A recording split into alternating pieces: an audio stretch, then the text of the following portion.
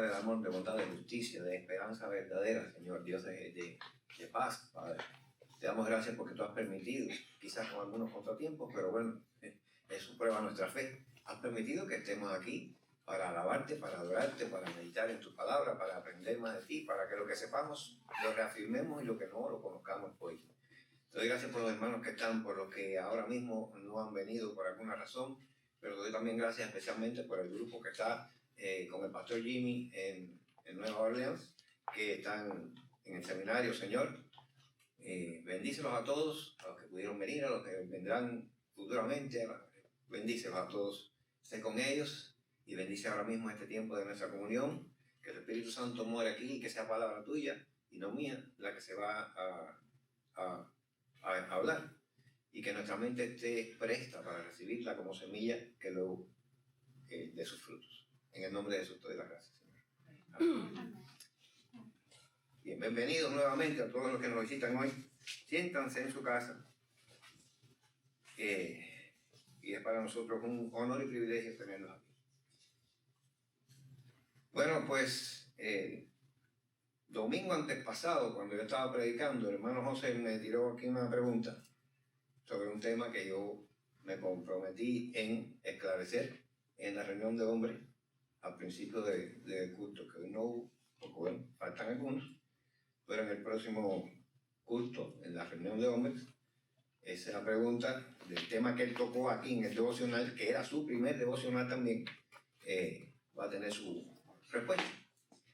El devocional que valientemente asumió el hermano Leandro, su primer devocional, tocó un tema bastante escabroso en el sentido de que tiene que ver con un poquito de ciencia, un poquito de filosofía, un poquito de teología para poderlo explicar. Es yo digo que es una temática que requiere de algunos conocimientos previos, pero todo lo que él dijo está muy bien dicho. Estoy muy satisfecho con lo que recibí de él, solo que bueno, si alguna pregunta queda por el aire, aquí va a tener su justa respuesta. Y hay cosas en las que nosotros tenemos que entender que aunque no son específicamente bíblicas, son cosas que suceden en el mundo y son cosas que a través de la Biblia deben tener una explicación y una respuesta, y todas las tienen. No pude escuchar todo el devocional con toda la atención porque estaba en ese momento firmando las Biblias que le estamos dando a los que siempre visitan nuestra iglesia. Pero toda la parte que oí, solo quiero decir algo, aclarar una pequeña cosa. Cuando hablamos de crear con la palabra, hay dos formas, dos verbos que la Biblia utiliza para el verbo crear. Recuerden que la Biblia está escrita en 3 idiomas originales: arameo, hebreo y griego. Entonces, cuando hablamos de que Dios crea, estamos hablando de la palabra griega para. Dios crea a partir de Él. Cuando nada hay, a partir de Él sale esa creación. Él es Dios. Ninguno de nosotros es Dios. Somos dos criaturas de Dios. Entonces sí creamos, pero no a partir de ex nihilo, o sea, de la nada creada. Nosotros somos capaces de estructurar con la palabra, hacer que estructuras se formen con la palabra. Y esto no es solamente teología, esto no es imaginación, esto está estudiado y bien establecido por una ciencia que yo repito mucho y acudo mucho a ella, porque es la que está dándole mucho al mundo académico.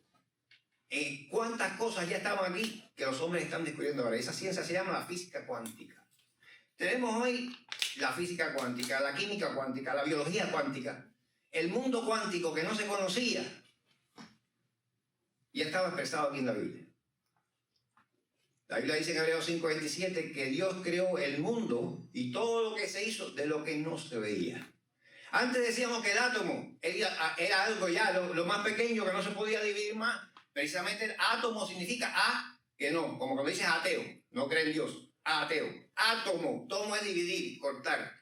Algo que es átomo es algo posible de seguir dividiendo. Pues ya se sabe que sí se puede seguir dividiendo el átomo. En muchas partes. Y en muchas partes.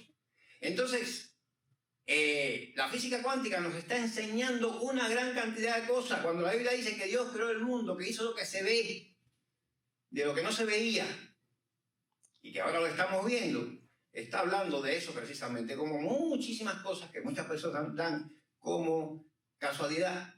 Pero es que cuando la casualidad de que la vida coincide con tantas cosas de las que hayamos hablado antes y pudiéramos seguir hablando, cuando la vida coincide con tantas cosas que ahora están saliendo a la luz, tan repetitivamente, hermanos, es momento de ya quitar la palabra casualidad y poner causalidad. Ya es algo causal. Y tiene que ver con el verbo que Dios utiliza para identificarse. Cuando en hebreo Dios dice, yo soy el que soy. Yo soy el que soy. Él es la causa de las causas. Él es la causa suprema. Él es aquello que Max Planck, el premio Nobel de Física, decía que era la causa primigenia. Él es el que causa que todo se cree. De él sale lo que aparece. La palabra, la física cuántica, ha establecido que tiene un poder electroquímico. Que la palabra es vibración. En esto coincide la ciencia también con la Biblia.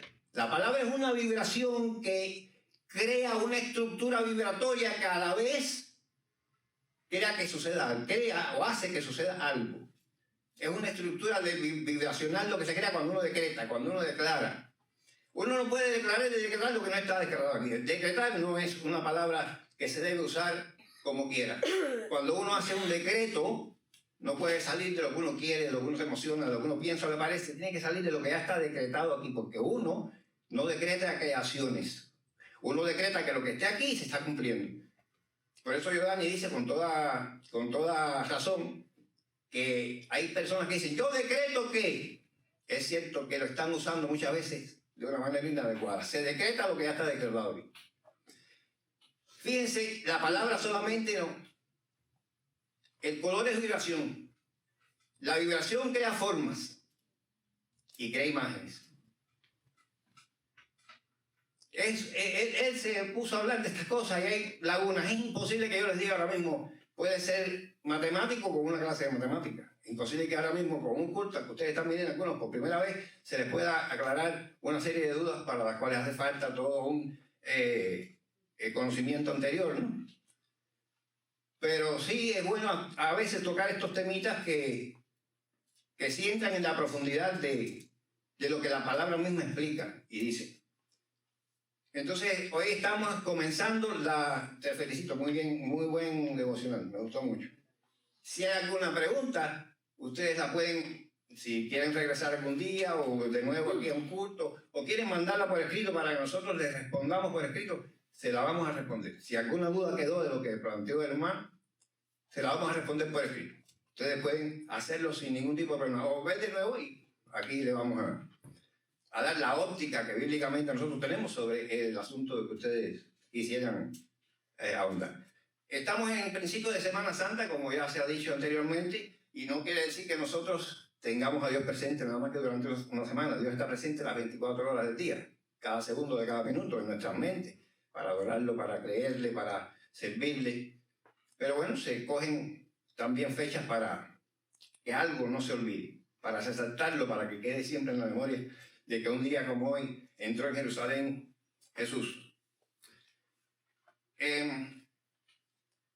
Hay una cosa que quiero hablar sobre Jesús precisamente, y es ya no del momento en que entraba a Jerusalén como rey sobre un asno, sobre una alfombra de gabas, ¿no?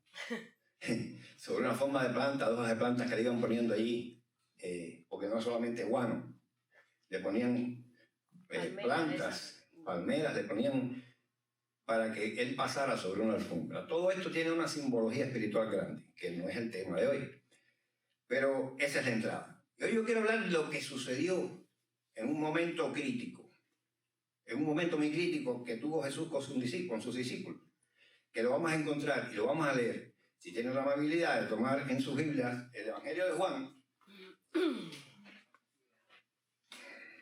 es el cuarto Evangelio, Está primero Mateo, después Marcos, después Lucas y después Juan en el Nuevo Testamento. Nuevo Testamento está Mateo, Marcos, Lucas, Juan y Juan capítulo 14. Vamos a leer allí del 1 al 6.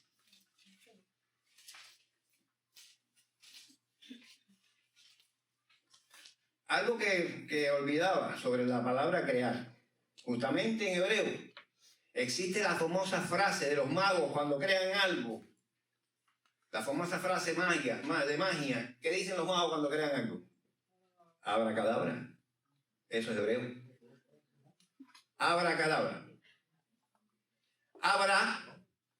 Bará, el verbo crear, que se utiliza 2 veces en la Biblia nada más y siempre aplicado a Dios creando, no al hombre. Abra, es decir, voy creando. Cadabará. Cadabar es hablar en hebreo.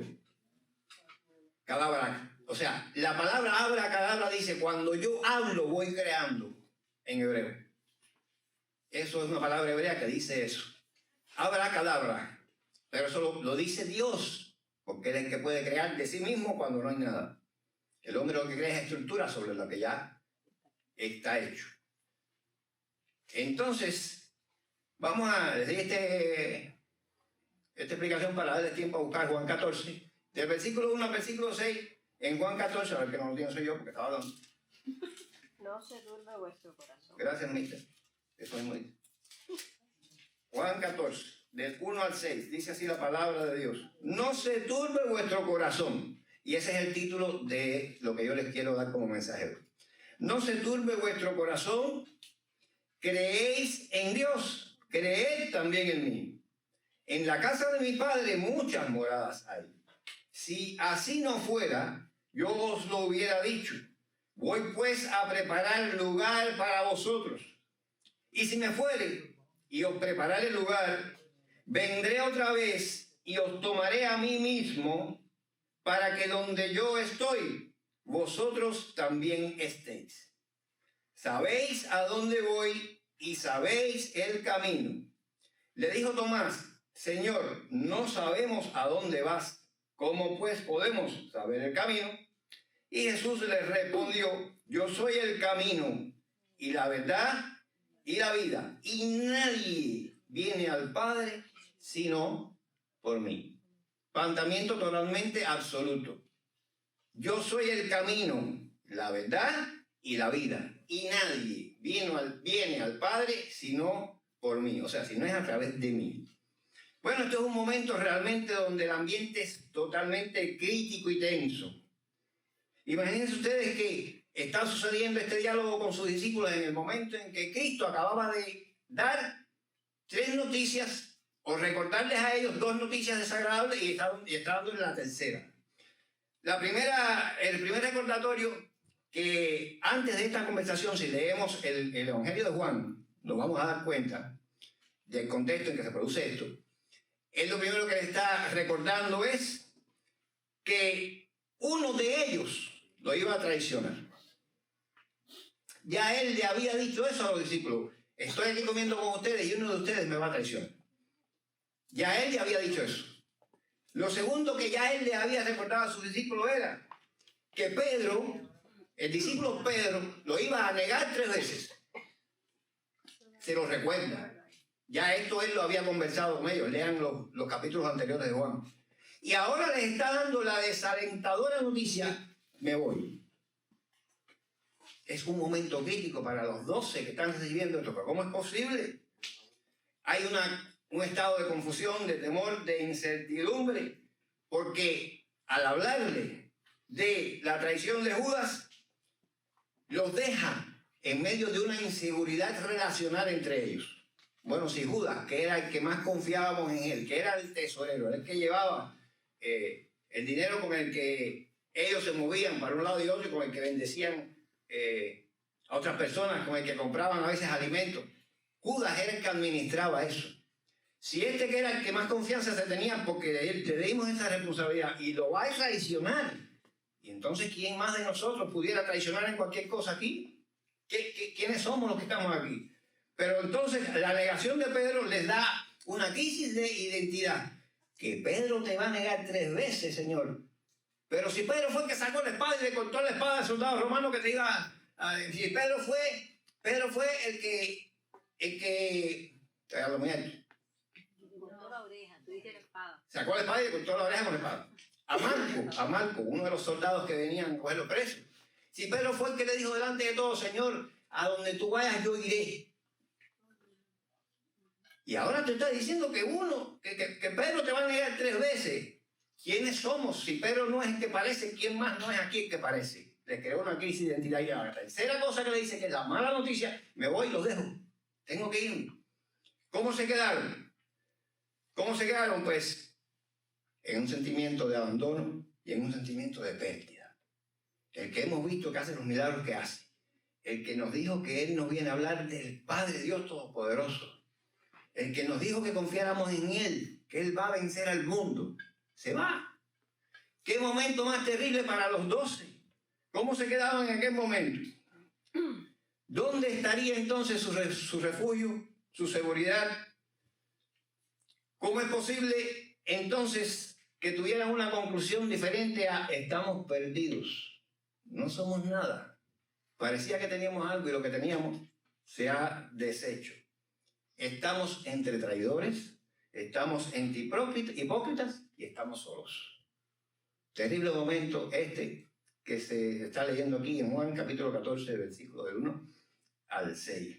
El temor, por ello es que Jesús le dice, no se turbe vuestro corazón, no se turbe vuestro corazón. El temor que esa turbación traía era el temor al abandono. Dijeron, ¿y ahora qué haremos sin Él?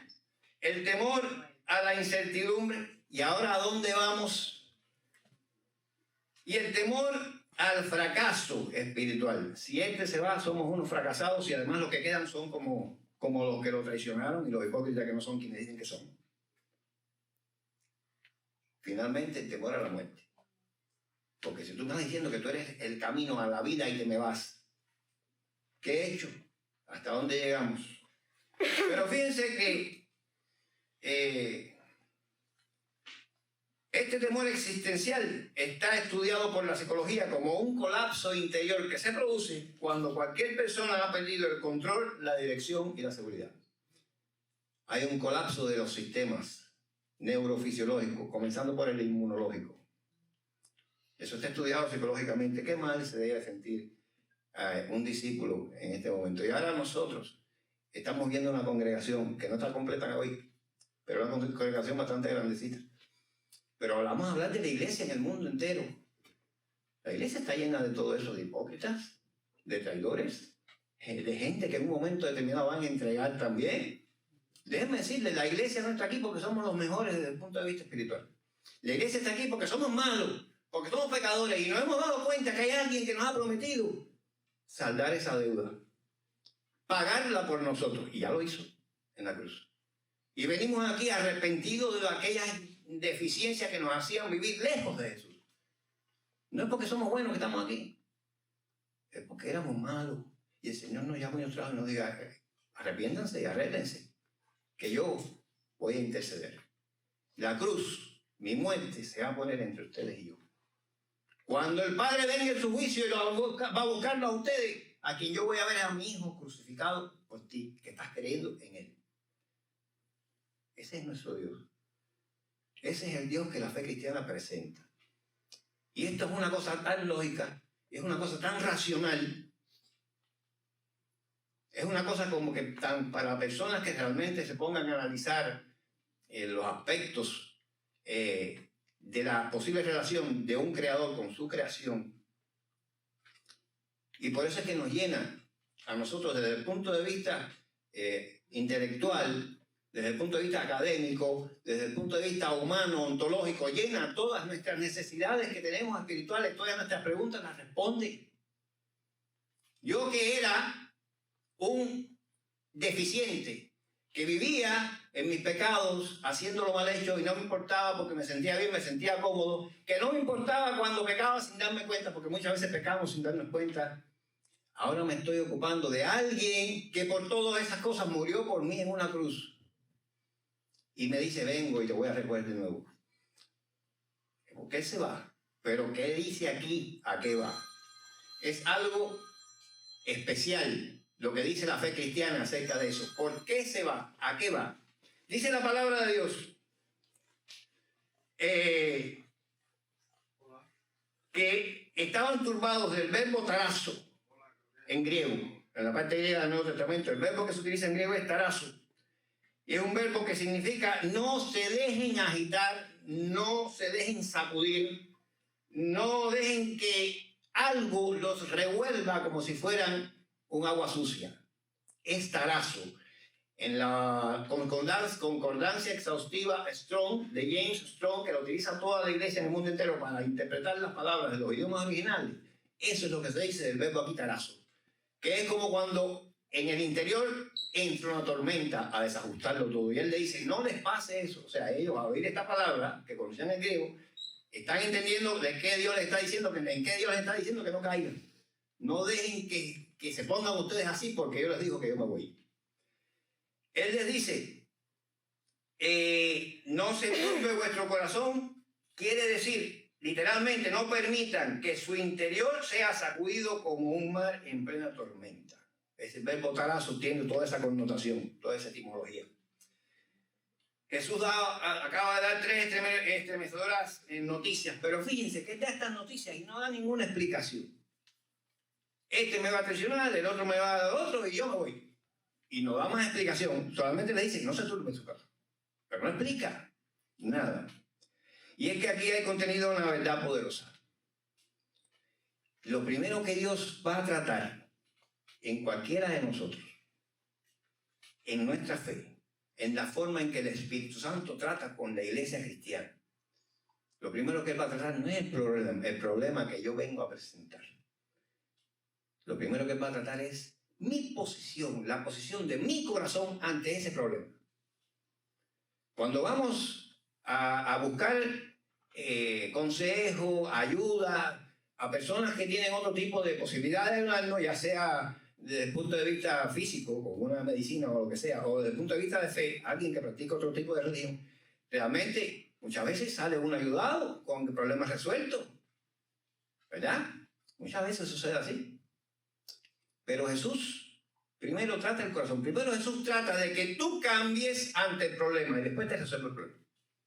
Porque yo voy ahora mismo, me resuelven y salgo, pero salgo siendo el mismo. Con las mismas cosas que posiblemente tenía antes de ir allí y que mañana me van a provocar un problema nuevo. Jesús primero te cambia. Jesús primero te cambia la actitud. Jesús primero te cambia la óptica. Te cambia de posición con respecto al problema que tú vas a presentar. Primero Jesús trabaja con tu corazón. Jesús no quiere que tú te identifiques como nada ante Él. No vengas enseñándome insignias ni forma de vestir. No. Enséñame tu corazón primero. Yo primero trabajo con tu corazón. No se turbe vuestro corazón. Esto y esto, pero no se turbe vuestro corazón. Primero que todo, tengan un enfoque del problema que venga de mí, de quien yo soy, de lo que yo les he prometido, de lo que han visto que yo he hecho delante de ustedes, de lo que yo les prometo que voy a hacer, porque yo me voy y ustedes se quedan aquí. Y tremendo, porque además les dijo, se quedan aquí en Juan capítulo 17, se quedan aquí como manada de ovejas, entre manada de lobos. Como ovejas entre lobos se quedan aquí, pero no se turbe tu corazón. Y entonces le dice, yo soy el camino, yo soy la verdad, yo soy la vida. Cristo nunca comienza resolviendo la verdad del problema que tú traes. Cristo primeramente trabaja en ti. El más importante cambio que la fe cristiana hace en una persona y que la hace diferente de otros tipos de fe, el más importante cambio que la fe cristiana hace en una persona es en ti, en tu alma y en tu forma de percibir la realidad. Primero que todo, Él sana tu corazón, Él estabiliza tu alma ante la situación que tú tengas. ¿Para qué? Para que tú cambies de actitud y óptica, para que veas las situaciones, las circunstancias y el problema en que tú estás desde otra óptica. Porque a veces vemos el problema muy grande, porque lo estamos mirando desde una posición equivocada. Y Él lo primero que hace es cambiar la posición, el enfoque espiritual hacia el problema. no veas más así estas cosas. Ahora vedla como yo te estoy diciendo que la debes ver. A partir de lo que yo te he enseñado, a partir de lo que yo te estoy prometiendo que soy y te he demostrado que soy. Eso es lo primero que hace Jesús. Luego, te lleva a asumir una actitud correcta y que te llevará a una decisión correcta.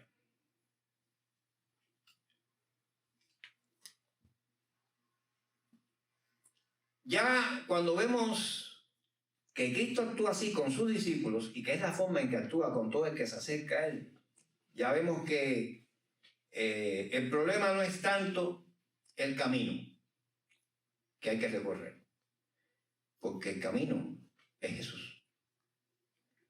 Ya el problema es que dejamos que nuestro corazón se turbe.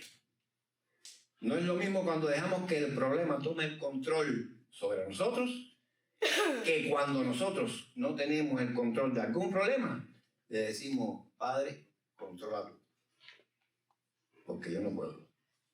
Y Él es todopoderoso. Cristo enseña con este paso que la fe es confianza. La fe, desde el punto de vista de la palabra griega, tiene un poquito más de umbral de significado que el que nosotros conocemos con la palabra fe que utilizamos normalmente en el español. La palabra fe en griego quiere decir apoyarse con todo en algo. Apoyarse con todo en algo. Si volviendo a la física cuántica nos damos cuenta que esa silla es un 80% de vacío, lo que pasa es que sus partes, sus moléculas, sus componentes están adheridos bajo presión. Pero si esa silla pudiera liberar la presión que la hace un objeto sólido, nos daremos cuenta que hay un 80% de vacío en aquello donde nosotros hacemos así. Eso es fe. Eso es lo que quiere decir la palabra fe en griego. Apóyate con todo, que te va a sostener. Esa es la palabra fe, la etimología es esa. Recuéstate ahí, recuéstate a mí, descárgate en mí, apóyate en mí. Y eso es muy importante, esa es una enseñanza de lo que es fe. Cuando el cristiano dice creo, bueno, para el idioma común, el lenguaje vulgar y común, creer es, bueno, no estoy seguro, pero creo, pero cuando uno dice en fe, hablando el argot bíblico, creo, eso es que estoy seguro. Cristo te manda a tener esa fe. Esa fe. Cuando Él te enseña esa fe, no se turbe tu corazón. El que anda en esa fe y ve que el problema es demasiado grande, sabe que el Dios en que creemos es más grande que el problema más grande. Y que ese Dios o te quita el problema encima o te ensancha los hombros para que lo guarde, para que lo lleve. De hecho, lo hace, lo ha hecho muchas veces. Llevo más de 35 años, o 35, predicando.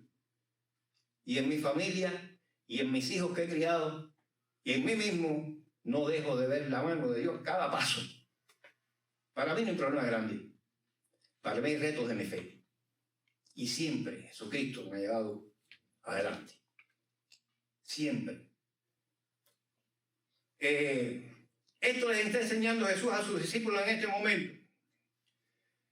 Yo quiero decirles algo que con respecto a la fe, hay muchísimas personas con otro tipo de fe que la llevan más en seguridad y más en práctica y más presente en sus días que algunos cristianos. Es la realidad. Es la realidad. Porque han comprendido, a pesar de que no lo han adquirido esa fe a través de la Biblia, han comprendido cómo funciona la fe en lo espiritual. ¿Qué dice en Hebreos 11 que es la fe? La certeza de lo que no se ve. La certeza de lo que se espera y la convicción de lo que no se ve. Eso es fe. Hebreos 11, versículo 1. La fe real es la certeza de lo que se espera. No ha llegado, pero lo estás esperando. Va a llegar. Y la convicción de lo que no se ve. No lo has visto, pero lo vas a ver. Eso es fe. Hay gente por ahí que no son cristianas, tienen otro tipo de fe, con todo el derecho de tenerla, nosotros no criticamos otra fe, y aplican eso, más que algunos cristianos que yo conocí. Pero eso es fe. Y esa es la fe que Cristo quiere infundir en sus discípulos en este momento. Eso es conocer realmente quién es Cristo, el unigénito Hijo de Dios, el que Dios envió a este mundo a morir por ti. Y es otra enseñanza fuerte que se ve acá. Si ya tienes una fe fuerte, si ya tienes una fe consistente, una fe que se te ha demostrado en la vida que funciona, el origen de la palabra fe, búscalo. ¿Dónde está? Aquí. La palabra de Dios, la Biblia, no es el libro más antiguo que existe en la humanidad como algunos creen. Hay libros más antiguos que la Biblia, incluso de religiones. Lo que es lo más antiguo que existe en el mundo es el contenido de la Biblia. Esa sí habla de cosas que ningún libro antes ha hablado. Esa habla de cosas prediluvianas y el contenido de la fe es prediluviano. Antes del diluvio ya esa palabra fe con todo el significado se había mencionado aquí en la Biblia, en el libro de Génesis. Ya menciona la palabra fe. Y en el libro de Génesis, ya antes de que en el mundo existiera cualquier religión que se pueda nombrar, en el libro de Génesis ya se menciona a Jesucristo como preparado ahí, preparado para bendecir al mundo. ¿Cuándo? Cuando el mundo perdiera la fe correcta, la fe verdadera.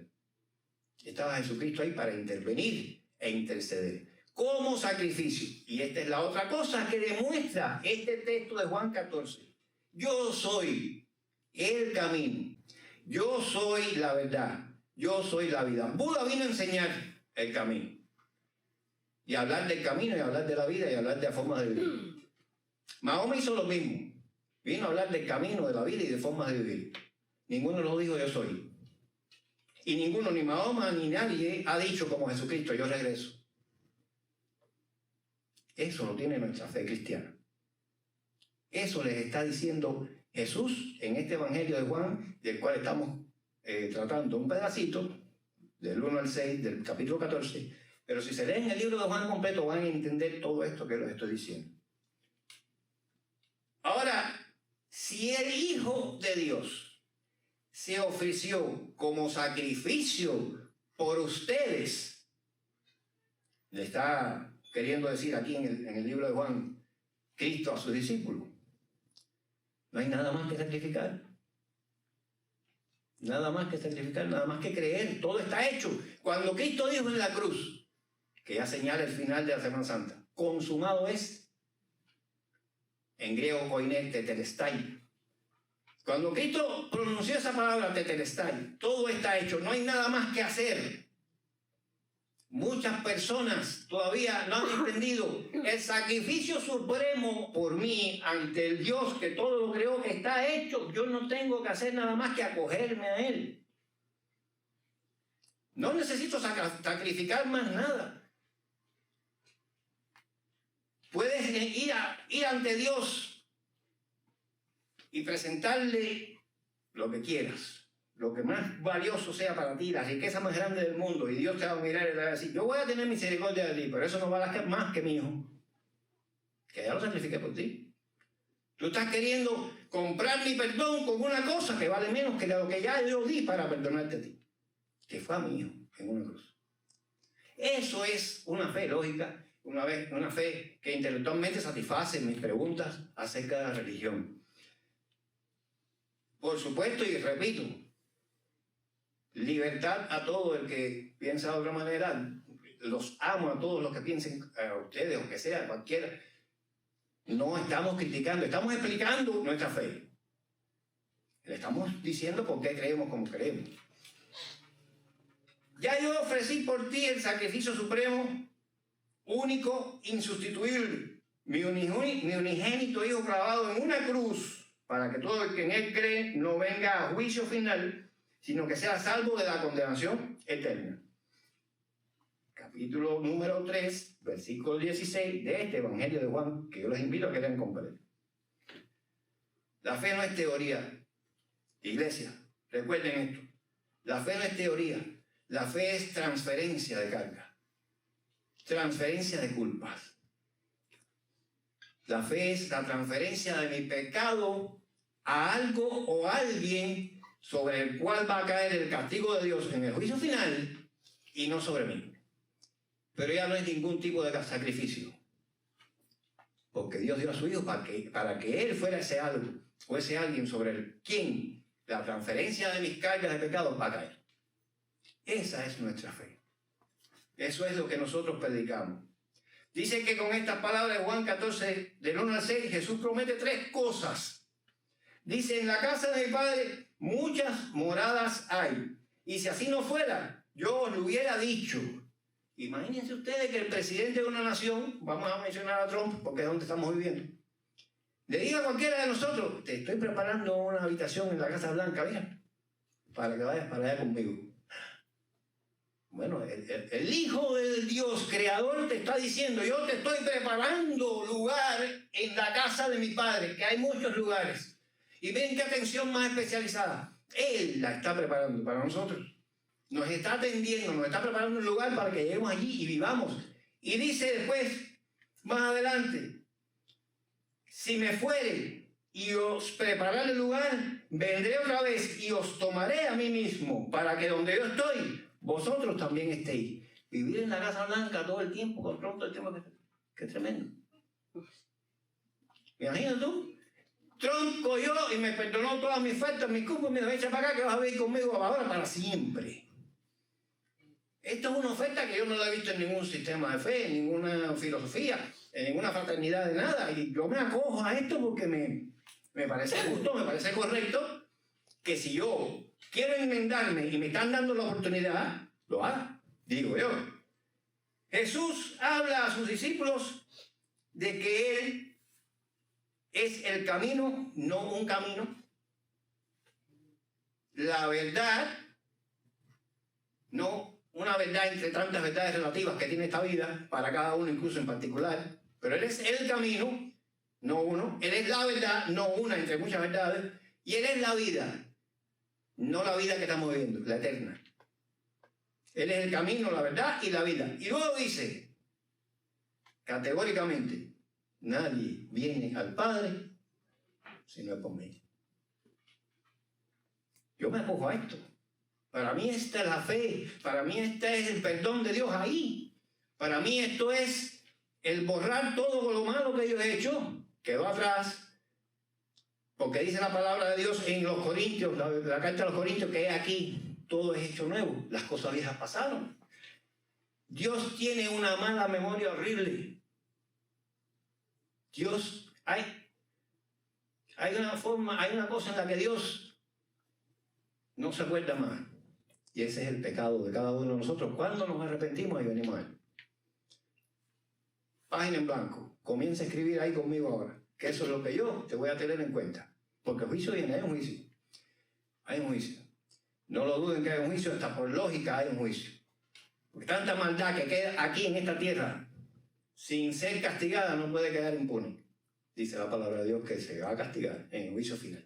Hay un juicio. Ahora, atentos acá, porque les dice, sabéis dónde voy y sabéis el camino. Él no habla de que nos explica, no, él dice que ya lo da por hecho, que nosotros todos, sus discípulos en ese momento sabían a dónde iba y cuál era el camino. ¿Por qué? Porque el camino no es información. El camino es conocimiento de quién Jesucristo es.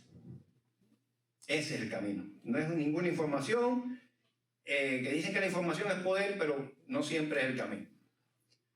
El gran error es querer buscar dirección, querer buscar el camino, pero no querer mirarte hacia el que dirige y es el camino.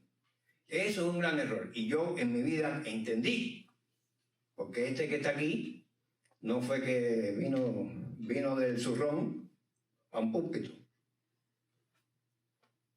Nacido y criado en regla, frontera con Guanabacoa, los cubanos sabrán de qué estamos hablando. Regla, frontera con Guanabacoa, pandilla, súbete por las cadenas de los barcos rusos a pedir chicle, etc. Pajarín, cosa que Dios hizo así y lo bajó por completo.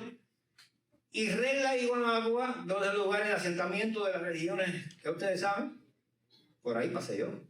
Y de ahí me sacó. Y de ahí me sacó. Le doy gracias, mil gracias, muchas veces, porque me escogió sin yo merecer, sin yo tener ningún... Un día me llamó y me dijo, hey, estoy aquí, te estoy hablando, escúchame.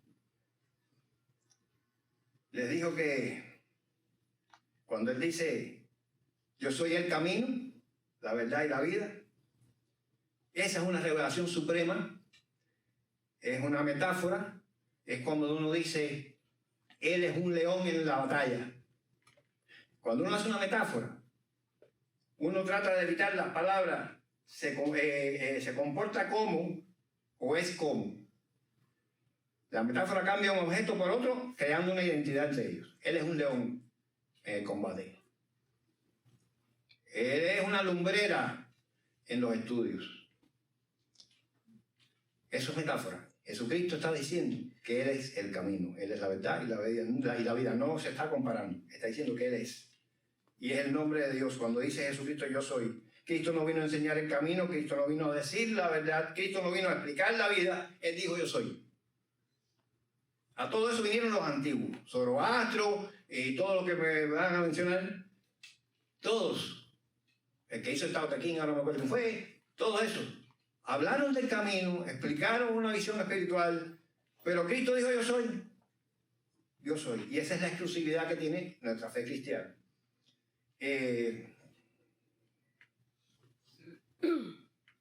Y es una fe cristiana, la fe cristiana y el contenido de la fe cristiana sí es el más antiguo del mundo, no la Biblia como libro. La Biblia fue la compilación de todas esas cosas que se conocían, que vino a hacerse ya en el año 1 después de Cristo fue que empezó a compilarse ya la Biblia. Pero ya hablaba de tantas cosas mucho más antiguas de las que cualquier libro de religión puede hablar.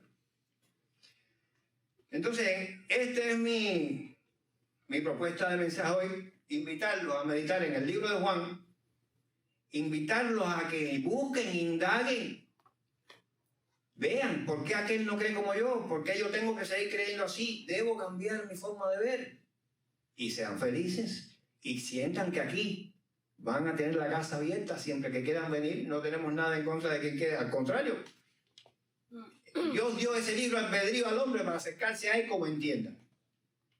A mí me ha parecido que este es el camino más correcto y el que más le corresponde a mi forma de ser, que soy una persona que estudia, que busca los fundamentos de las cosas. No me quedo con la primera bola como Lola, que hace swing. No.